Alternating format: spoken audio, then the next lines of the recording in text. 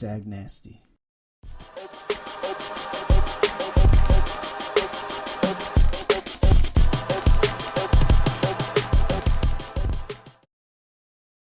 So at this time, you're in middle school. You're find a way to deal with the pain. You're listening to a lot of music. We're a huge music year, class of 2000. We went through the grunge era. Yeah, that's what I was just gonna say. Nirvana. What do you? Nirvana. You had the Nirvana shirt. You had the Kurt Cobain long hair. That's so funny.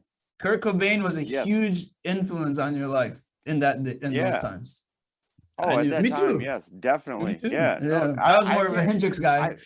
No, I was too. But I'm just saying, like, it was like even right now, people still know who Nirvana is, and people still, you know what I mean? Like, he affects people's lives till this day, I guess. Because again, you lose your dad, and you see this guy going through it publicly, and this becomes our example. And this was.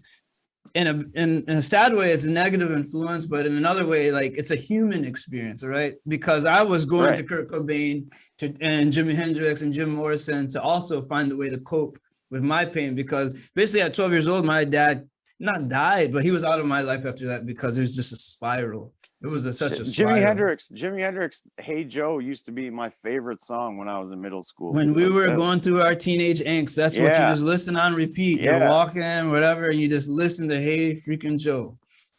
Yep. And it's a depressing song, man. No, it is. Hey, when you look back at it, yes, it is. It is. Oh man. You know, we're young and we're being influenced by this like extremely depressing, dark music, which I don't regret. That's just great music. But no, I don't think it's like that.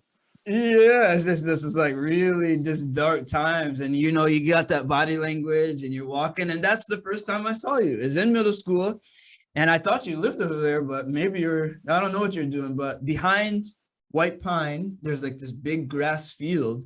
And that's the first time I ever saw you. You're just randomly walking there alone. There's just this huge open space.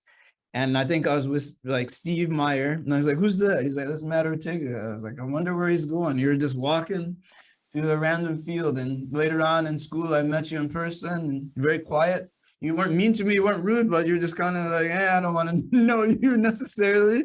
Which, no, Damn, not I'm bad. sorry. Not in a bad way. Some people are like that. I didn't take offense to it. I wasn't like, he's a jerk. I just thought he was a quiet guy. Steve was kind of similar, you know. But Steve was just gonna say, Steve was like that too, right? Yeah, Steve was like that too. You guys were friends. But we were already friends because we're neighbors, exactly. So I was used to it. Yeah, I wasn't offended by it. I saw the hair. I think you had a Nirvana shirt on, and so like I was like, oh, I like Nirvana too, you know. And we had mutual friends. So it's like, how do I get to know this guy? But it's like, okay, he's not really trying to open up like that. And now that I'm older, now I know why, you know? Yeah. Well, and even now, and it's just like I talked to you about earlier, like now I realize that I have to talk more. You know what I mean? I have to be more of an open person, which is, it's no hard. one taught you. You know what no one taught you that. It's okay. Yeah. Right. And no better time than the present.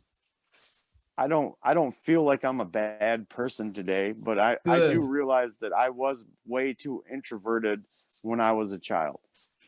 You know, someone has to teach you how to come out of the shell. That's like, if you don't know, you don't know. This is kind of a theme on the podcast. If you don't know, you don't know. Can't blame the kid for that. If you don't know, you don't know.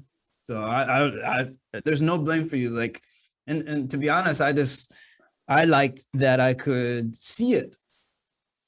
I liked that you held it together for the most part. You could be way worse.